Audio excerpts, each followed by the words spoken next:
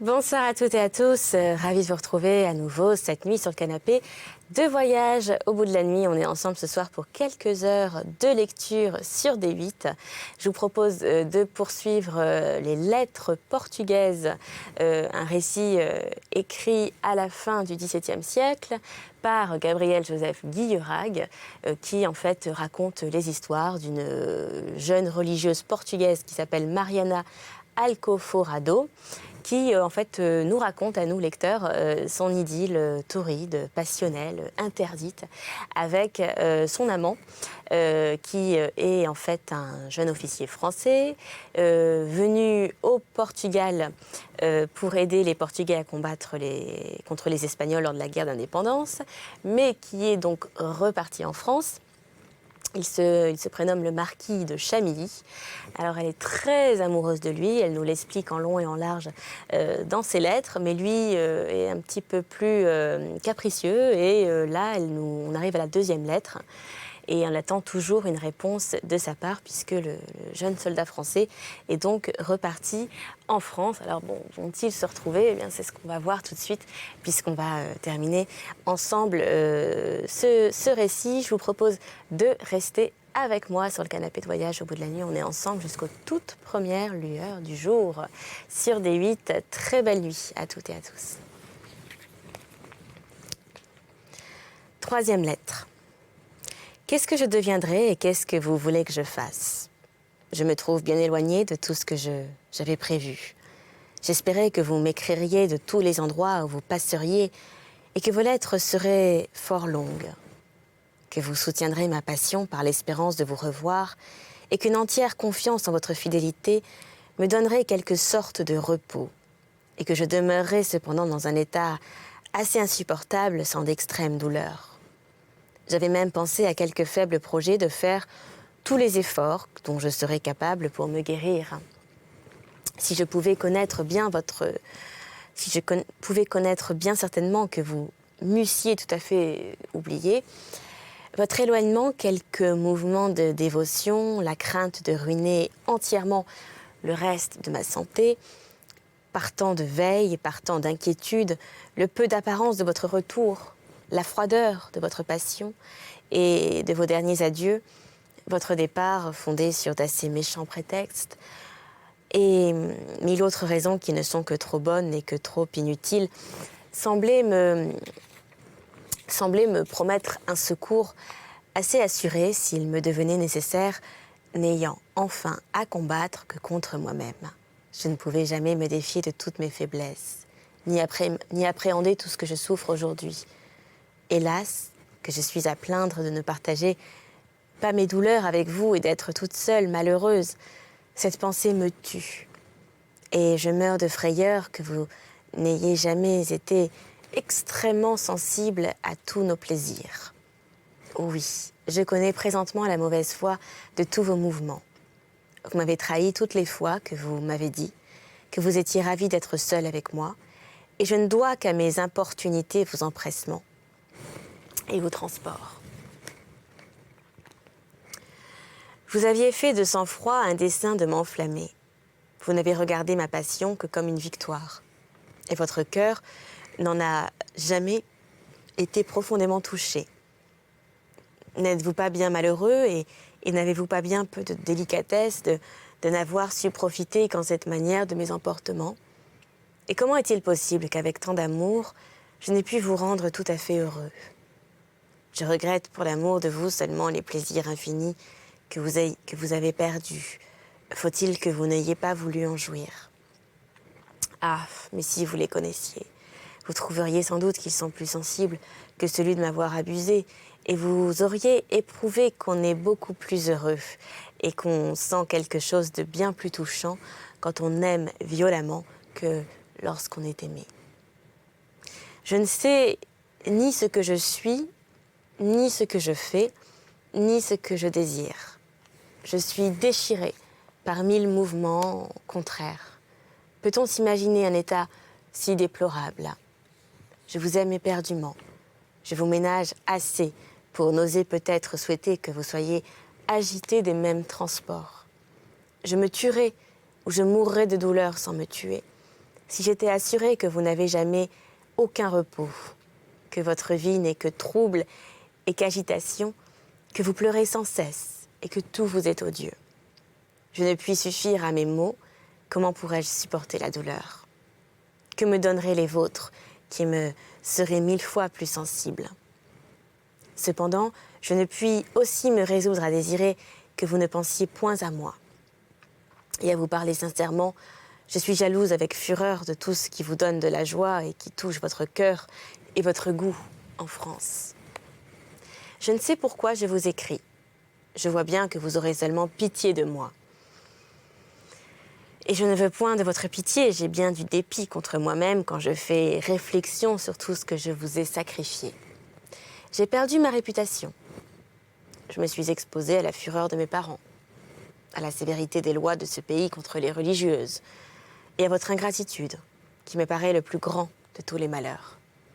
Cependant, je sens bien que mes remords ne sont pas véritables, que je voudrais du meilleur de mon cœur avoir couru, pour l'amour de vous, de plus grands dangers, et que j'ai un plaisir funeste d'avoir hasardé ma vie et mon honneur, tout ce que j'ai de plus précieux ne devait-il pas être en votre disposition? Et ne dois-je pas être bien aise de l'avoir employé comme j'ai fait? Il me semble même que je ne suis guère contente ni de mes douleurs, ni de l'excès de mon amour, quoique je ne puisse, hélas, me flatter assez pour être contente de vous. Je vis infidèle que je suis. Je fais autant de choses pour conserver ma vie que pour la perdre. J'en meurs de honte. Mon désespoir n'est donc que dans mes lettres. Si je vous aimais autant que je vous l'ai dit 1000 fois, ne serais-je pas morte il y a longtemps? Je vous ai trompé. C'est à vous plaindre de moi, hélas. Et pourquoi ne vous en plaignez-vous pas? Je vous ai vu partir. Je ne puis espérer de vous voir jamais de retour et je respire cependant. Je vous ai trahi et je vous demande pardon, mais ne me l'accordez pas. Traitez-moi sévèrement. Ne trouvez-vous point que mes sentiments soient assez violents? Soyez plus difficile à contenter. Mandez-moi que vous voulez que je meure d'amour pour vous. Et je vous conjure de me donner ce secours afin que je surmonte la faiblesse de mon sexe et que je finisse toutes mes irrésolutions par un véritable désespoir. Une fin tragique vous obligerait sans doute à penser souvent à moi. Ma mémoire vous serait chère et vous seriez peut-être sensiblement touché d'une mort extraordinaire. Ne vaut-elle pas mieux que l'état où vous m'avez réduite? Adieu. Je voudrais bien ne vous avoir jamais vu. Ah, je sens vivement la fausseté de ce sentiment. Et je connais bien, dans le moment que je vous écris, que j'aime bien mieux être malheureuse en vous aimant que de ne vous avoir jamais vu. Je consens donc sans murmure à ma mauvaise destinée, puisque vous n'avez pas voulu la rendre meilleure. Adieu. Promettez-moi de me regretter tendrement si je meurs de douleur, et qu'au moins la violence de ma passion vous donne du dégoût et de l'éloignement pour toute chose. Cette consolation ne suffira. Et s'il faut que je vous abandonne pour toujours, je voudrais bien ne vous laisser pas à une autre. Ne seriez-vous pas bien cruel de vous servir de mon désespoir pour vous rendre plus aimable et pour vous faire voir que vous avez donné la plus grande passion du monde? Adieu encore une fois. Je vous écris ces lettres trop longues. Je n'ai pas assez d'égard pour vous et je vous en demande pardon. J'ose espérer que vous aurez quelques indulgences pour une pauvre insensée qui ne l'était pas, comme vous savez, avant qu'elle vous aime. Adieu. Il me semble que je vous parle trop souvent de l'état insupportable où je suis. Cependant, je vous remercie dans le fond de mon cœur du désespoir que vous me causez. Et je déteste la tranquillité où j'ai vécu avant que je vous connusse. Adieu, ma passion augmente à chaque moment. Ah, que j'ai de choses à vous dire. 4e lettre. Votre lieutenant vient de me dire qu'une tempête vous a obligé de relâcher au royaume d'Algarve. Je crains que vous n'ayez beaucoup souffert sur la mer. Et cette appréhension m'a tellement occupée que je n'ai plus pensé à tous mes maux. Êtes-vous bien persuadé que votre lieutenant prenne plus de part que moi à tout ce qui vous arrive? Pourquoi en est-il mieux informé? Et enfin, pourquoi ne m'avez-vous point écrit? Je suis bien malheureuse. Et si vous n'en avez trouvé aucune occasion depuis votre départ, et je la suis bien davantage, si vous en avez trouvé sans m'écrire, votre injustice et votre ingratitude sont extrêmes. Mais je serai au désespoir si elle vous attirait quelque malheur, et j'aime beaucoup mieux qu'elle demeure sans punition que si j'en étais vengée.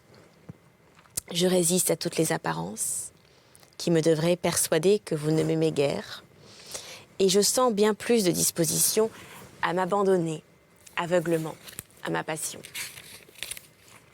qu'aux raisons que vous me donnez de me plaindre de votre peu de soins, que vous m'auriez épargné d'inquiétude si votre procédé eût été aussi languissant les premiers jours que je vous vis, qu'il m'a paru depuis quelque temps, mais qui n'aurait été abusé comme moi par tant d'empressement et à qui n'eussent-ils paru sincères, qu'on a de peine à se résoudre à soupçonner longtemps la bonne foi de ceux qu'on aime. Je vois bien que la moindre excuse vous suffit. Et sans que vous preniez le soin de m'en faire, l'amour que j'ai pour vous vous sert si fidèlement que je ne puis consentir à vous trouver coupable que pour jouir du sensible plaisir de vous justifier moi-même. Vous m'avez consommé par vos assiduités. Vous m'avez enflammé par vos transports. Vous m'avez charmé par vos complaisances et vous m'avez rassuré par vos serments. Mon inclination violente m'a séduite. Et les suites de ces commencements si agréables et si heureux ne sont que des larmes, que des soupirs et qu'une mort funeste sans que je puisse y porter aucun remède. Il est vrai que j'ai eu des plaisirs bien surprenants en vous aimant. Mais il me coûte d'étranges douleurs et tous les mouvements que vous me causez sont extrêmes. Si j'avais résisté avec opiniâtreté à votre amour, si je vous avais donné quelques sujets de chagrin, de jalousie pour vous enflammer davantage, si vous aviez remarqué quelques ménagements artificieux dans ma conduite, si j'avais enfin voulu opposer ma raison à l'inclination naturelle que j'ai pour vous, dont vous me fîtes bientôt apercevoir, quoique mes efforts eussent été sans doute inutiles, vous pourriez me punir sévèrement et vous servir de votre pouvoir. Mais vous me parûtes aimable avant que vous m'eussiez dit que vous m'aimiez. Vous me témoignâtes une grande passion, et j'en fus ravie. Je m'abandonnai à vous aimer éperdument. Vous n'étiez point aveuglé comme moi. Pourquoi avez-vous donc souffert que je devinsse en l'état où je me trouve? Qu'est-ce que vous vouliez faire de tous mes emportements qui ne pouvaient vous être que très importants? Vous saviez bien que vous ne seriez pas toujours en Portugal. Et pourquoi m'y avez-vous voulu choisir pour me rendre si malheureuse? Vous eussiez trouvé sans doute en ce pays quelque femme qui eût été plus belle, avec laquelle vous eussiez eu autant de plaisir, puisque vous n'en cherchiez que de grossiers, qui vous eût fidèlement aimé aussi longtemps qu'elle vous eût vu, que le temps eût pu consoler de votre absence, et que vous auriez pu quitter sans perfidie et sans cruauté ce procédé est bien plus d'un tyran attaché à persécuter que d'un amant qui ne doit penser qu'à plaire. Hélas, pourquoi exercez-vous tant de rigueur sur un cœur qui est à vous? Je vois bien que vous êtes aussi facile à vous laisser persuader contre moi que je l'ai été à me laisser persuader en votre faveur. J'aurais résisté sans avoir besoin de tout mon amour et sans m'apercevoir que j'eusse rien fait d'extraordinaire, et à de plus grandes raisons que je ne peuvent être celles qui vous ont obligé à me quitter. Elles m'eussent paru bien faibles, et il n'y en a point qui eussent jamais pu m'arracher d'auprès de vous, Mais vous avez voulu profiter des prétextes que vous avez trouvés de retourner en France. Un vaisseau partait, que ne le laissiez-vous partir. Votre famille vous avez écrit « Ne savez-vous pas toutes les persécutions que j'ai souffert de la mienne ?» Votre honneur vous engageait à m'abandonner. Ai-je pris quelque soin du mien? Vous étiez obligé d'aller servir votre roi. Si tout ce qu'on dit de lui est vrai, il n'a aucun besoin de votre secours et il vous aurait excusé. J'eusse été trop heureuse si nous n'avions passé notre vie ensemble. Mais puisqu'il fallait qu'une absence cruelle nous séparât, il me semble que je dois être bien aise de n'avoir pas été infidèle, et je ne voudrais pas pour toutes les choses du monde avoir commis une action si noire. Et quoi? Vous avez connu le fond de mon cœur, de ma tendresse, vous avez pu résoudre à me laisser pour jamais, à m'exposer aux frayeurs que je dois avoir, que vous ne vous souvenez plus de moi que pour me sacrifier à une nouvelle passion. Et je vois bien que je vous aime comme une folle. Cependant, je ne me plains point de toute la violence des mouvements de mon cœur. Je m'accoutume à ces persécutions et je ne pourrais vivre sans un plaisir que je découvre et dont je jouis en vous aimant au milieu de 1000 douleurs. Mais je suis sans cesse persécutée, avec un extrême désagrément par la haine, par le dégoût que j'ai pour toute chose. Ma famille, mes amis, ce couvent me sont maintenant insupportables. Tout ce que je suis obligée de voir et tout ce qu'il faut que je fasse de toute nécessité m'est odieux. Je suis si jalouse de ma passion qu'il me semble que toutes mes actions et que tous mes devoirs vous regardent. Oui, je fais quelques scrupules si je n'emploie tous les moments de ma vie pour vous. Mais que ferais-je, hélas, sans tant de haine, sans tant d'amour qui remplissent mon cœur? Pourrais-je survivre à ce qui m'occupe incessamment, pour mener une vie tranquille et languissante? Ce vide et cette insensibilité ne peuvent me convenir. Tout le monde s'est aperçu du changement entier de mon humeur, de mes manières, de ma personne. Ma mère m'en a parlé avec aigreur. Et ensuite avec quelque bonté. Je ne sais ce que je lui ai répondu. Il me semble que je lui ai tout avoué. Les religieuses les plus sévères ont pitié de l'état où je suis. Ils leur donnent même quelques considérations et quelques ménagements pour moi. Tout le monde est touché de mon amour. Vous demeurez dans une profonde indifférence, sans m'écrire, ou alors que des lettres froides, pleines de redites. La moitié du papier n'est pas remplie. Il paraît grossièrement que vous mourrez d'envie de les avoir achevés. Donna Brites me persécuta ces jours passés pour me faire sortir de ma chambre. Croyant me divertir, elle me mena promener sur le balcon, d'où l'on voit Mertola. Et je la suivis. Je fus aussitôt frappée d'un souvenir cruel qui me fit pleurer tout le reste du jour. Elle me ramena, et je me jetai sur mon lit, où je fis 1000 réflexions sur le peu d'apparence que je vois de guérir jamais. Ce qu'on fait pour me soulager écrit ma douleur, et je trouve dans les remèdes même des raisons particulières de m'affliger. Je vous ai vu souvent passer en ce lieu avec un air qui me charmait. Et j'étais sur ce balcon le jour fatal que je commençais à sentir les premiers effets de ma passion malheureuse. Il me sembla que vous vouliez me plaire, quoique vous ne me connussiez pas. Je me persuadais que vous m'aviez remarqué entre toutes celles qui étaient avec moi. Je m'imaginais que lorsque vous vous arrêtiez, vous étiez bien aise, que je vous visse mieux et j'admirasse votre adresse et votre bonne grâce. Lorsque vous poussiez votre cheval, j'étais surprise de quelque frayeur lorsque vous le faisiez passer dans un endroit difficile. Enfin, je m'intéressais secrètement à toutes vos actions. Je sentais bien que vous ne m'étiez point indifférent et je prenais pour moi tout ce que vous faisiez.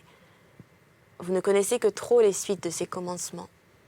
Et quoique je n'ai rien aménagé, je ne dois pas vous les écrire, de crainte de vous rendre plus coupable. S'il est possible que vous ne l'êtes, et d'avoir à me reprocher tant d'efforts inutiles pour vous obliger à m'être fidèle, vous ne le serez point. Puis-je espérer de mes lettres, de mes reproches, ce que mon amour et mon abandonnement n'ont pu sur votre ingratitude? Je suis trop assurée de mon malheur. Votre procédé injuste ne me laisse pas la moindre raison d'en douter. Je dois tout appréhender puisque vous m'avez abandonnée. N'aurez-vous de charme que pour moi et ne paraîtrez-vous pas agréable à d'autres yeux? Je crois que je ne serai pas fâchée que les sentiments des autres justifient les miens en quelque façon. Et je voudrais que toutes les femmes de France vous trouvassent aimables, qu'aucune de vous aima et qu'aucune de vous plut. Ce projet est ridicule et impossible. Néanmoins, j'ai assez éprouvé que vous n'êtes guère capable d'un grand entêtement et que vous pourrez bien m'oublier sans aucun secours et sans y être contraint par une nouvelle passion. Peut-être voudrais-je que vous eussiez quelques prétextes raisonnables. Il est vrai que je serais plus malheureuse, mais vous ne seriez pas si coupable. Je vois bien que vous demeurez en France, sans de grands plaisirs, avec une entière liberté, la fatigue d'un long voyage, quelques petites bienséances et la crainte de ne répondre pas à mes transports vous retiennent. Ah, mais ne m'appréhendez point. Je me contenterai de vous voir de temps en temps et de savoir seulement que nous sommes en même lieu. Je me flatte, peut-être, et vous serez plus touché de la rigueur de la sévérité d'une autre que vous ne l'avez été de mes faveurs. Est-il possible que vous serez enflammé par de mauvais traitements? Mais avant que de vous engager dans une grande passion, pensez bien à l'excès de mes douleurs, à l'incertitude de mes projets, à la diversité de mes mouvements, à l'extravagance de mes lettres, à mes confiances, à mes désespoirs, à mes souhaits, à ma jalousie. Ah, vous allez vous rendre malheureux. Je vous conjure de profiter de l'état où je suis et qu'au moins ce que je souffre pour vous ne vous soit pas inutile. Vous me fîtes, il y a 5 ou 6 mois, une fâcheuse confidence et vous m'avouâtes de trop bonne foi que vous aviez aimé une dame en votre pays. Si elle vous empêche de revenir, mandez-le-moi sans ménagement, afin que je ne languisse plus. Quelque reste d'espérance me soutient encore, et je serai bien aise si elle ne doit avoir aucune suite. De la perdre tout à fait et de me perdre moi-même. Envoyez-moi son portrait avec quelques-unes de ses lettres. Écrivez-moi tout ce qu'elle vous dit. J'y trouverai peut-être des raisons de me consoler ou de m'affliger davantage. Je ne puis demeurer plus longtemps dans l'état où je suis. Et il n'y a point de changement qui ne me soit favorable. Je voudrais aussi avoir le portrait de votre frère et de votre belle-sœur. Tout ce qui vous est quelque chose m'est fort cher et je suis entièrement dévouée à ce qui vous touche. Je ne me suis laissé aucune disposition moi-même.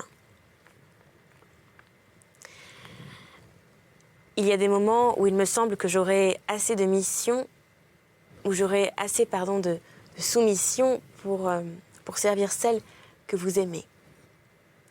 Vos mauvais traitements, vos mépris m'ont tellement abattue que je n'ose quelquefois penser seulement qu'il me semble que je pourrais être jalouse sans vous déplaire. Et que je crois avoir le plus grand tort du monde de vous faire des reproches. Je suis souvent convaincue que je ne dois point vous faire voir avec fureur comme je fais des sentiments que vous désavouez. Il y a longtemps qu'un officier attend votre lettre. J'avais résolu de l'écrire d'une manière à vous le faire recevoir sans dégoût, mais elle est trop extravagante. Il faut la finir. Hélas. Il n'est pas en mon pouvoir de m'y résoudre. Il me semble que je vous parle quand je vous écris et que vous m'êtes un peu plus présent. La première ne sera pas si longue. Et je ne dois point vous parler d'une passion qui vous déplaît. Je ne vous en parlerai plus. Il y aura 1 an, dans peu de jours, que je m'abandonnais tout à vous, sans ménagement. Votre passion me paraissait fort ardente, fort sincère. Je n'eusse jamais pensé que mes faveurs vous eussent assez rebuté pour vous obliger à faire 500 lieues et à vous exposer à des naufrages pour vous en éloigner. Personne ne m'était redevable d'un pareil traitement. Vous pouvez vous souvenir de ma pudeur, de ma confusion, de mon désordre, mais vous ne vous souvenez pas de ce qui vous engagerait à m'aimer malgré vous. L'officier qui doit vous portez cette lettre me mande pour la 4e fois qu'il veut partir, qu'il est pressant. Il abandonne sans doute quelques malheureuses en ce pays. Adieu. J'ai plus de peine à finir ma lettre que vous n'en avez eu à me quitter peut-être pour toujours. Adieu. Je n'ose vous donner 1000 noms de tendresse, ni m'abandonner sans contrainte à tous mes mouvements. Je vous aime 1000 fois plus que ma vie, et 1000 fois plus que je ne pense, que vous m'êtes cher, que vous m'êtes cruel. Vous ne m'écrivez point, je n'ai pu m'empêcher de vous dire encore cela, et je vais recommencer. Et l'officier partira, qu'importe qu'il parte. J'écris plus pour moi que pour vous, et je ne cherche qu'à me soulager, aussi bien la longueur de ma lettre vous fera peur, je sais que vous ne la lirez point. Mais qu'est-ce que j'ai fait pour être si malheureuse? Et pourquoi avez-vous empoisonné ma vie? Que ne suis-je née en un autre pays? Adieu. Pardonnez-moi. Je n'ose plus vous prier de m'aimer. Voyez où mon destin m'a réduite. Adieu. Cinquième lettre. Je vous écris pour la dernière fois. J'espère vous faire connaître par la différence des termes et de la manière de cette lettre que vous m'avez enfin persuadé que vous ne m'aimiez plus. Qu'ainsi je ne dois plus vous aimer. Je vous renverrai donc, par la première voie, tout ce qui me reste encore de vous. Ne craignez pas que je vous écrive, je ne mettrai pas même votre nom au-dessus du paquet. J'ai chargé de tout ce détail Donna Britt, que j'avais accoutumée à des confidences bien éloignées de celle-ci. Ses soins me seront moins suspects que les miens. Elle prendra toutes les précautions nécessaires afin de pouvoir m'assurer que vous avez reçu le portrait et les bracelets que vous m'avez donnés. Je veux cependant que vous sachiez que je me sens depuis quelques jours en état de brûler et de déchirer ces gages. Ces gages de votre amour qui m'étaient si chers, mais je vous ai fait voir tant de faiblesses que vous n'auriez jamais cru que j'eusse pu devenir capable d'une telle extrémité. Je veux donc jouir de toute la peine que j'ai eue à m'en séparer et vous donner au moins quelques dépits. Je vous avoue, à ma honte et à la vôtre, que je me suis trouvée plus attachée, que je ne veux vous le dire, à ces bagatelles, et que j'ai senti que j'avais à nouveau besoin de toutes mes réflexions pour me défaire de chacune en particulier. Lors même que je me flattais de n'être plus attachée à vous. Mais on vient à bout de tout ce qu'on veut avec tant de raison. Je les ai mises entre les mains de Donna Britt, que cette résolution m'a coûté de larmes. Après 1000 mouvements et 1000 incertitudes que vous ne connaissez pas et dont je ne vous rendrai pas compte assurément, je l'ai conjuré de ne m'en parler jamais, de ne me les rendre jamais, quand même je les demanderai pour les revoir encore une fois, et de vous les renvoyer enfin sans m'en avertir. Je n'ai bien connu l'excès de mon amour que depuis que j'ai voulu faire tous mes efforts pour m'en guérir. Et je crains que je n'eusse osé l'entreprendre si j'eusse pu prévoir tant de difficultés et tant de violence. Je suis persuadée que j'eusse senti des mouvements moins désagréables en vous aimant tout ingrat que vous êtes, qu'en vous quittant pour toujours. J'ai éprouvé que vous m'étiez moins cher que ma passion, et j'ai eu d'étranges peines à la combattre. Après vos procédés injurieux qui m'ont rendu votre personne odieuse. L'orgueil ordinaire de mon sexe ne m'a point aidé à prendre des résolutions contre vous. Hélas, j'ai souffert votre mépris, j'eus supporté votre haine et toute la jalousie que m'eût donné l'attachement que vous eussiez pu avoir pour un autre. J'aurais eu au moins quelques passions à combattre, mais votre indifférence m'est insupportable.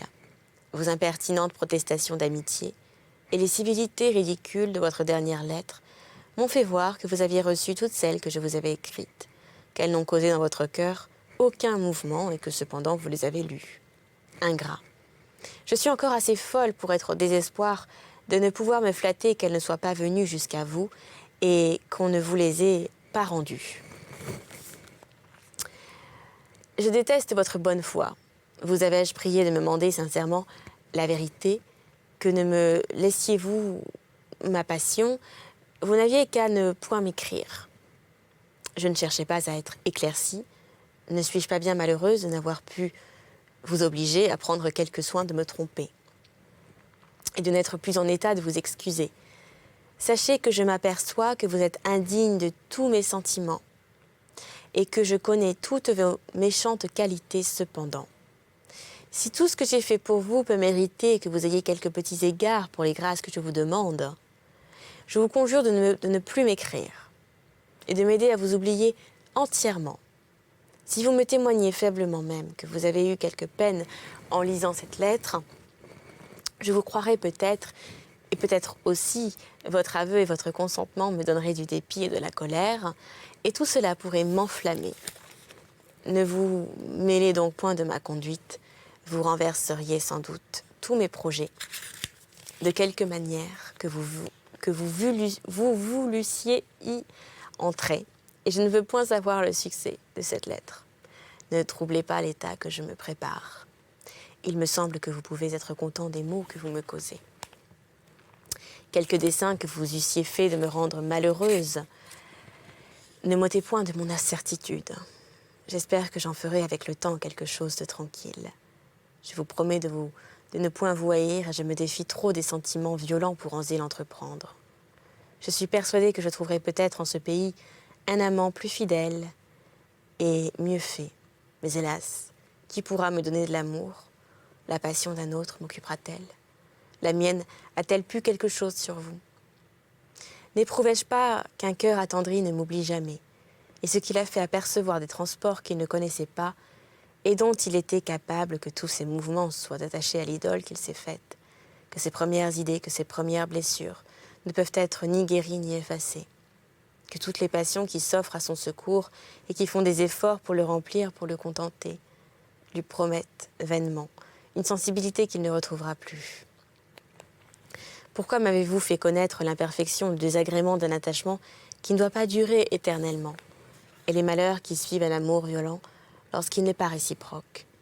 Et pourquoi une inclination aveugle et une cruelle destinée s'attachent-elles d'ordinaire à nous déterminer pour ceux qui seraient sensibles pour quelque autre? Quand même, je pourrais espérer quelques amusements dans un nouvel engagement et que je trouverai quelqu'un de bonne foi. J'ai tant de pitié de moi-même que je ferai beaucoup de scrupules de mettre le dernier homme du monde en l'état où vous m'avez réduite. Je ne pourrais me résoudre à exercer sur vous une vengeance si cruelle quand même, elle dépendrait de moi par un changement que je ne prévois pas. Je cherche dans ce moment à vous excuser, et je comprends bien qu'une religieuse n'est guère aimable d'ordinaire. Cependant, il semble que si on était capable de raison, dans les choix qu'on fait, on devrait plutôt s'attacher à elles plutôt qu'aux autres femmes. Rien ne les empêche de penser incessamment à leur passion. Elles ne sont point détournées par mille choses qui dissipent et qui occupent dans le monde. Il me semble qu'il n'est pas fort agréable de voir celle qu'on aime, toujours distraite par mille bagatelles. Il faut bien avoir peu de délicatesse pour souffrir. Qu'elle ne parle que d'assemblée, d'ajustement, de promenade. On est sans cesse exposé à de nouvelles jalousies.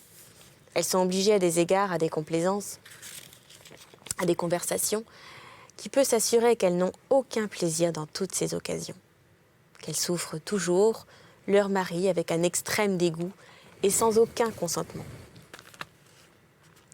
Ah, qu'elles doivent se défier d'un amant qui ne leur fait pas rendre un compte bien exact là-dessus, qui croit aisément et sans inquiétude ce qu'elles lui disent et qui les voit avec beaucoup de confiance, de tranquillité, sujettes à tous ses devoirs. Mais je ne prétends pas vous prouver par de bonnes raisons que vous deviez m'aimer. Ce sont de très méchants moyens, et j'en ai employé de beaucoup meilleurs qui ne m'ont pas réussi. Ne l'étais-je pas en vous voyant tous les jours, je mourrais de frayeur que vous ne me fussiez pas fidèle, et je voulais vous voir à tout moment. Et cela n'était pas possible, car j'étais troublée par le péril que vous couriez en entrant dans ce couvent. Je ne vivais pas lorsque vous étiez à l'armée, j'étais au désespoir de n'être pas plus belle et plus digne de vous. Je murmurais contre la médiocrité de ma condition. Je croyais souvent que l'attachement que vous paraissiez avoir pour moi vous pourrait faire quelque tort, et il me semblait que je ne vous aimais pas assez. J'appréhendais pour vous la colère de mes parents. Et j'étais enfin dans un état aussi pitoyable qu'est celui où je suis présentement, si vous m'eussiez donné quelques témoignages de votre passion depuis que je n'étais plus au Portugal. J'aurais fait tous mes efforts pour en sortir, que je me fusse déguisée pour vous aller trouver. Hélas, qu'est-ce que je fusse devenue si vous ne vous fussiez plus soucié de moi après que j'en eusse été en France. Mais quel désordre, quel égarement, quel comble de honte pour ma famille, qui m'est fort chère depuis que je ne vous aime plus. Vous voyez bien que je connais de sang-froid qu'il était possible que je fusse encore plus à plaindre que je ne suis. Et je vous parle au moins raisonnablement, une fois en ma vie, que ma modération vous plaira et que vous serez content de moi. Je ne veux point le savoir, je vous ai déjà prié de ne plus m'écrire, et je vous en conjure encore. N'avez-vous jamais fait quelques réflexions sur la manière dont vous avez traité? Ne pensez-vous jamais que vous m'avez plus d'obligations qu'à personne du monde? Je vous ai aimé comme une insensée, que de mépris j'ai eu pour toute chose. Votre procédé n'est point d'un honnête homme. Il faut que vous ayez eu pour moi de l'aversion naturelle, puisque vous ne m'avez pas aimé éperdument. Alors je me suis laissée enchanter par des qualités très médiocres. Qu'avez-vous fait qui dut me plaire? Quel sacrifice m'avez-vous fait? N'avez-vous pas cherché 1000 autres plaisirs? Avez-vous renoncé au jeu et à la chasse? N'êtes-vous pas parti le premier jour pour aller à l'armée? N'en êtes-vous pas revenu après tous les autres? Vous vous y êtes exposé follement, quoique je vous eusse prié de vous ménager pour l'amour de moi. Vous n'avez point cherché les moyens de vous établir en Portugal. Vous étiez estimé. Une lettre de votre frère vous en a fait partir sans hésiter un moment. Et n'ai-je pas su que durant le voyage, vous avez été de la plus belle humeur du monde? Il faut avouer que je suis obligée à vous haïr mortellement. Ah, je me suis attirée de tous les malheurs. Je vous ai d'abord accoutumé à une grande passion, avec trop de bonne foi. Et il faut de l'artifice pour se faire aimer. Il faut chercher avec quelque adresse les moyens d'enflammer, et l'amour tout seul ne donne point de l'amour. Vous vouliez que je vous aimasse, et comme vous aviez formé ce dessein, il n'y a rien que vous n'eussiez fait pour y parvenir. Vous vous fussiez même résolu à m'aimer, s'il eût été nécessaire. Mais vous avez connu que vous pouviez réussir dans votre entreprise sans passion, et que vous n'en aviez aucun besoin. Mais quelle perfidie! Croyez-vous avoir pu impunément me tromper? Si quelque hasard vous ramenait en ce pays, je vous déclare que je vous livrerai à la vengeance de mes parents. J'ai vécu longtemps dans un abandonnement et dans une idolâtrie qui me donne de l'horreur, et mon remords me persécute avec une rigueur insupportable. Je sens vivement la honte des crimes que vous m'avez fait commettre. Je n'ai plus, hélas, la passion qui m'empêchait d'en connaître l'énormité. Quand est-ce que mon cœur ne sera plus déchiré? Quand est-ce que je serai délivrée de cet embarras cruel? Cependant, je crois que je ne vous souhaite point de mal. Je ne me résoudrai pas à consentir que vous fussiez heureux. Mais comment pourrez-vous l'être si vous avez le cœur bien fait? Je vais vous écrire une autre lettre pour vous faire voir que je serai peut-être plus tranquille dans quelque temps, que j'aurai du plaisir à pouvoir vous reprocher vos procédés injustes après que je n'en serai plus si vivement touchée. Et lorsque je vous ferai connaître que je vous méprise, que je parle avec beaucoup d'indifférence de votre trahison, que j'ai oublié tous mes plaisirs et toutes mes douleurs, et que je ne me souviens de vous que lorsque je veux m'en souvenir. Je demeure d'accord que vous avez de grands avantages sur moi, et que vous m'avez donné une passion qui m'a fait perdre la raison. Mais vous devez en tirer peu de vanité. J'étais jeune, j'étais crédule, on m'avait enfermée dans ce couvent depuis mon enfance, je n'avais vu que des gens désagréables, je n'avais jamais entendu les louanges que vous me donniez incessamment. Il me semblait que je vous devais les charmes et la beauté que vous me trouviez et dont vous me faisiez apercevoir. J'entendais dire du bien de vous et tout le monde me parlait en votre faveur. Vous faisiez tout ce qu'il fallait pour me donner de l'amour. Mais je suis enfin revenue de cet enchantement. Vous m'avez donné de grands secours et j'avoue que j'en avais un extrême besoin. En vous renvoyant les lettres, je garderai soigneusement les 2 dernières que vous m'avez écrites. Je les relirai encore plus souvent que je n'ai lu les premières afin de ne retomber plus dans mes faiblesses. qu'elle me coûte cher et que j'aurais été heureuse si vous eussiez voulu souffrir que je vous eusse toujours aimé. Je connais bien que je suis encore un peu trop occupée de mes reproches de votre fidélité. Mais souvenez-vous que je me suis promise un état plus paisible et que j'y parviendrai, ou que je prendrai contre moi quelques résolutions extrêmes, que vous apprendrez sans beaucoup de déplaisir, mais je ne veux plus rien de vous. Je suis une folle de redire les mêmes choses si souvent, il faut vous quitter et ne pensez plus à vous. Je crois même que je ne vous écrirai plus jamais. Suis-je obligée de vous rendre un compte exact de tous mes divers mouvements? Et donc ce sera la fin pour cette fois-ci. C'était les derniers mots de Mariana. Quant à moi, je vous retrouve prochainement pour la suite avec une œuvre de Jules Verne, Une ville flottante. D'ici là, n'oubliez pas de nous retrouver sur les réseaux sociaux en tapant le hashtag VBN. Portez-vous bien, on se retrouve très bientôt pour de nouvelles aventures. Bonne soirée sur D8.